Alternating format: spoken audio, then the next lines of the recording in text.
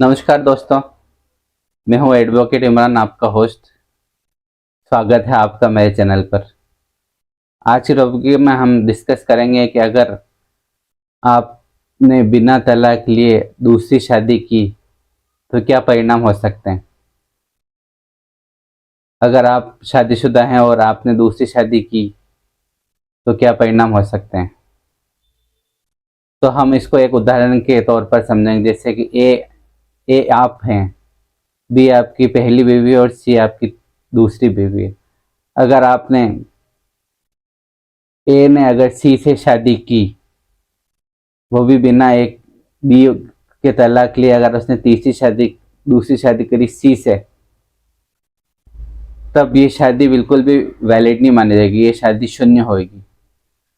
इसका ये परिणाम होगा कि वो जो दूसरी बीवी है उसको किसी तरह का कोई हक पति की प्रॉपर्टी में या ना प्रॉपर्टी में मिलेगा, ना वो किसी तरह का कोई मेंटेनेंस का क्लेम करवाएगी। हाँ, उसके बच्चे ज़रूर उसके फादर की प्रॉपर्टी पर क्लेम कर सकते, बट उस औरत का जो सेकंड बीवी है उसका किसी तरह का कोई भी राइट्स ऑन नहीं होगा उस आदमी की प्रॉपर्टी पर। तो ध्यान रखिएगा, अगर से बिना तलाक लिए अगर कोई दूसरी औरत से शादी करता है तो जो दूसरी पत्नी होती है उसको किसी तरह का कोई अधिकार नहीं मिलता पति की प्रॉपर्टी पर।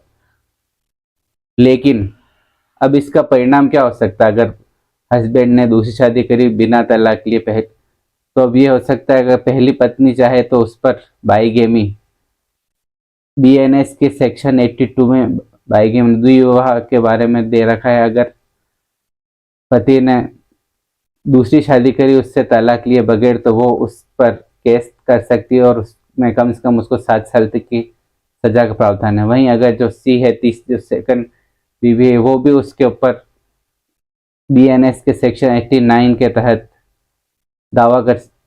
मुकदमा कर सकती है, जिसमें उसको कम से कम 10 साल की सजा हो सकती है। इसमें यह है कि अगर उसने दूसरी बीवी से जब शादी करी तो उसने ये नहीं बताया उसको कि मैं शादीशुदा हूँ, तो उसने तथ्य को छुपाकर उससे शादी करी, उसको धोखा देकर उससे शादी करी। तो अगर वो सेकंड जो सी दूसरी बीवी, वो भी उस ए पर मुकदमा कर सकती है और उस मुकदमे पर उसमें कम से कम 10 साल तक की सज़ा है। तो ध्यान रखिएगा, आप कभी भी बिना तलाक लिए शादी ना करें। अगर आप इस तरह की शादी करते हैं तो आपको कई सारे गलत परिणाम भुगतने पड़ सकते हैं।